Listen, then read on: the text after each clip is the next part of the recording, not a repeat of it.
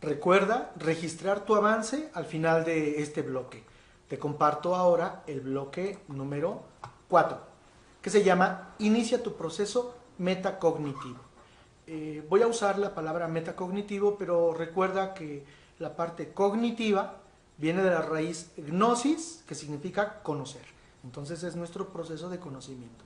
Metacognitivo significa conocer mi proceso, hacer consciente mi proceso de aprendizaje, aprender a aprender. En el caso de la lectura sería la lectura de tu lectura. Haces consciente y te preguntas cómo lees. Muy bien, iniciamos el bloque número 4, en donde vamos a trabajar herramientas muy importantes. No olvides integrar estas herramientas visuales y las herramientas textuales. Voy a la presentación y voy a compartir contigo esta reflexión que ya hemos hecho. Si seguimos leyendo solamente texto, ojo, cerebro, eso se va a ir a la cuestión de memorización, linealidad, cuestión mecánica, repetición, y eso funciona para cierto tipo de contenido. Cuando estamos hablando de comprensión, cuando estamos hablando de interpretación, cuando estamos hablando de evaluación de contenido, tenemos que involucrar todos los sentidos. Entonces, la segunda línea que yo te comparto sería texto, sentidos, significado. Recuerda el esquema de la doctora Margarita Nestoy, donde dice, retenemos o asimilamos el 90% de lo que hacemos. Es decir, se aprende a leer leyendo. Muy bien, vamos a iniciar con una de las primeras herramientas, el análisis.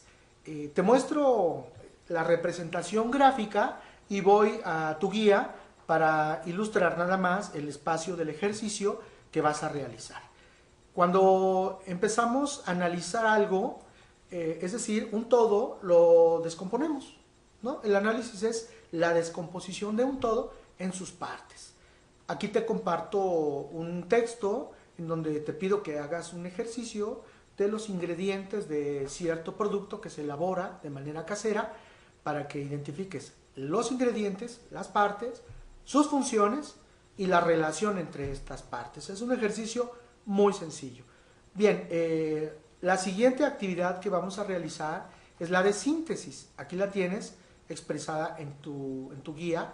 La parte de síntesis es, ahora, un todo que ha sido desarticulado tiene que volver a integrarse.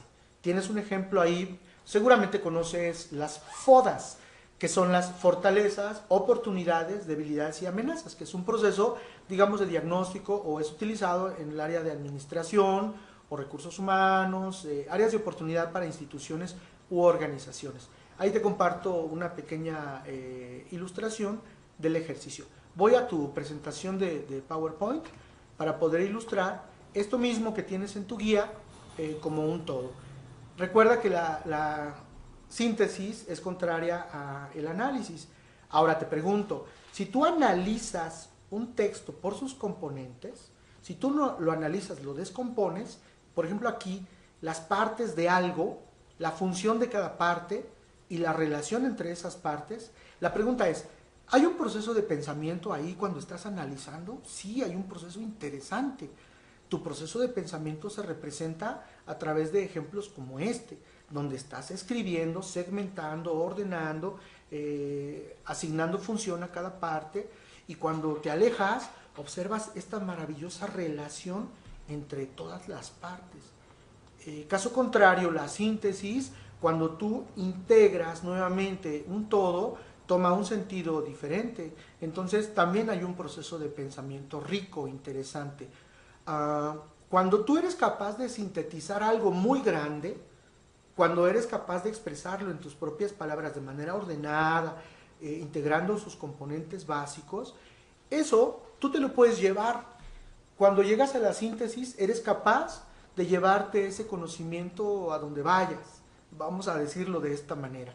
Eres capaz de trasladar contenidos de ciencias, contenidos de historias, de humanidades, contenidos de ciencia, de tecnología, pero ya lo haces de una manera particular. No es solamente pegar las partes, sino darle un sentido con mayor fuerza, y sobre todo esta capacidad de síntesis es una capacidad que tú utilizas para llevar contenidos muy grandes hacia tu escenario profesional o tu escenario laboral o de desarrollo personal, ¿por qué no decirlo? Entonces, análisis y síntesis. Tienes en tu guía los ejemplos y los textos para poder realizar estos ejercicios. Vamos ahora con el siguiente elemento que se llama inferencias. La inferencia es suponer algo. Te voy a compartir un texto que es un ejemplo muy sencillo de Augusto Monterroso que se llama La oveja negra. Es un texto, mira cuántas líneas tiene. Entonces, te lo voy a leer. En un lejano país existió hace muchos años una oveja negra. Fue fusilada. Un siglo después, el rebaño arrepentido le levantó una estatua ecuestre que quedó muy bien en el parque. Así, en lo sucesivo, cada vez que aparecían ovejas negras, eran rápidamente pasadas por las armas, para que las futuras generaciones de ovejas comunes y corrientes pudieran ejercitarse también en la escultura. Y yo te pregunto, ¿de qué habla el cuento? Seguramente vas a volver a leerlo. Claro, porque requiere un proceso de pensamiento un poco más complejo. Vas a hacer una suposición o vas a hacer una inferencia a partir de algunas preguntas que yo te formule. Por ejemplo, ¿por qué fusilaron a la oveja negra? Alguna gente que está en el nivel de pensamiento muy básico dice, pues porque era negra. ¿Sí? ¿En realidad será porque era negra? La siguiente pregunta sería, ¿por qué se arrepintió el rebaño de haberla asesinado? ¿Te das cuenta? La respuesta no la puedes encontrar en el texto, no está dentro del texto. Tienes que construirla. Y una pregunta más sería, ¿qué expresa el término oveja negra en una conversación familiar? Espero que esta frase no aplique contigo, que en algún momento de tu vida no te hayan dicho, eres la oveja negra de la familia.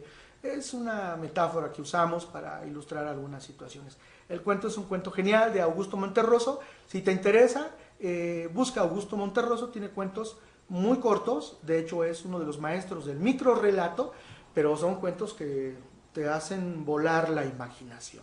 Muy bien, esa es una inferencia.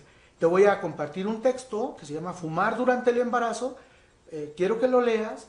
Acuérdate, entras de izquierda a derecha, haces un escaneo, reconoces sus elementos, sus marcas tipográficas, usa todas las herramientas que hemos mencionado hasta este momento y resuelve las preguntas que te estoy haciendo al final. Muy bien, continuamos. Ahora llegamos a una parte muy interesante que se llama interpretación. Bromeo yo con mis estudiantes cuando les digo, ¿qué digo yo? ¿Qué dices tú?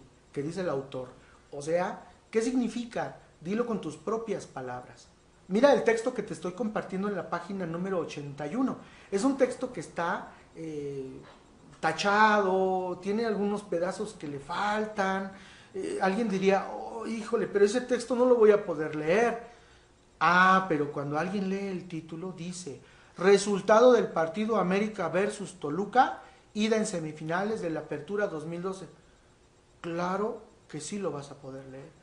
Sucede que entonces hay textos que activan nuestro conocimiento previo. Si no te gusta el fútbol, compárteselo a un amigo que le guste el fútbol, va a poder leerlo, aunque le falten pedazos, porque va a inferir las partes que le faltan, lo va a completar, e incluso le puedes pedir que haga una opinión sobre el texto y va a ser un debate de 3 días completos sobre el resultado América-Toluca o los resultados recientes de fútbol. Por ejemplo, los recientes de la selección mexicana, etcétera.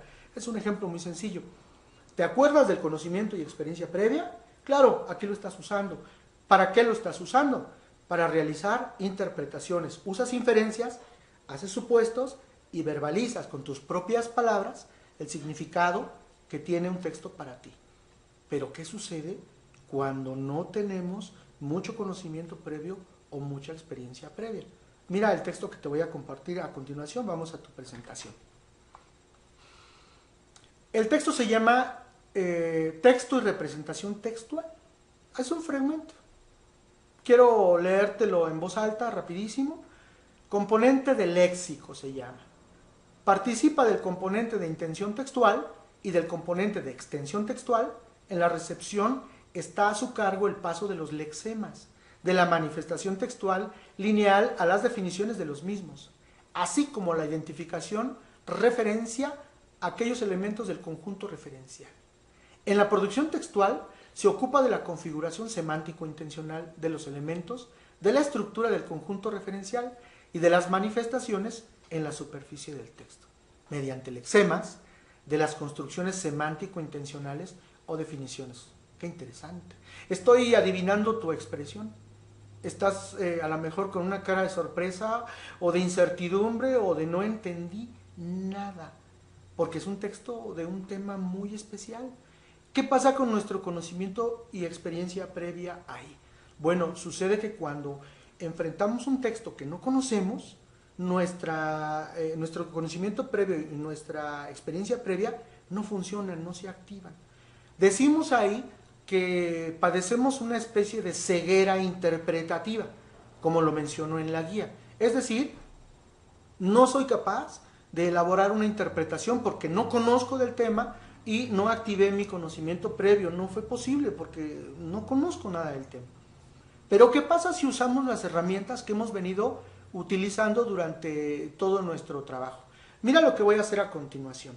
Este es un texto, ve cuántas líneas tiene. Lo puedes leer una y otra vez, así completo, y vas a seguir en la misma. Pero ¿qué pasa si empiezo a señalar palabras clave, conectores, pistas verbales? ¿Adquirirá un sentido diferente? Yo creo que sí. Observa.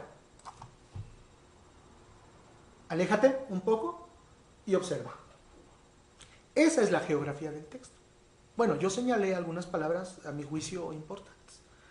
Ahora te voy a leer solamente las palabras que están señaladas. Las voy a leer en voz alta. Voy a ver si con esta selección de palabras, en esta geografía del texto, provoco una interpretación más cercana a lo que necesitamos. Intención textual. Extensión textual. Manifestación textual lineal a las definiciones. La identificación referencia de aquellos elementos del conjunto referencial. Producción textual. Semántico-intencional. Construcciones semántico-intencionales. ¿Todavía no? Pero estoy seguro que avanzaste un paso. Voy a regresar y ahora uso un poco de interpretación. Intención textual. ¿A qué te suena? Claro, intención del texto. ¿Cuál es la intención del texto? ¿Qué pretende? Extensión textual. ¿De qué habla? Claro, el tamaño del texto. Ahora, manifestación textual alineada con las definiciones. ¿A qué se refiere? Es decir, ¿cuál es la expresión textual de cada una de las definiciones? La siguiente referencia es identificación de referencia de aquellos elementos. O sea, ¿de dónde vienen? ¿De dónde viene la intención? ¿De dónde viene la extensión? Intención, ¿qué pretende? Extensión, tamaño. Ahora voy, producción textual. O sea, todo esto, ¿para qué nos sirve cuando yo elaboro un texto en la producción textual? ¿Cuál es su intención? ¿Cuál es su extensión? Y viene uno de los elementos más importantes, semántico-intencional. A lo mejor te quedaste igual cuando digo semántico y dices, no sé qué significa semántico. Bueno, lo relacionas por el contexto. Semántico, significado. Intencional, ¿qué pretende? Entonces tengo intención, significado, extensión. Otra vez, intención del texto, significado del texto, extensión del texto. ¿Te suena más familiar?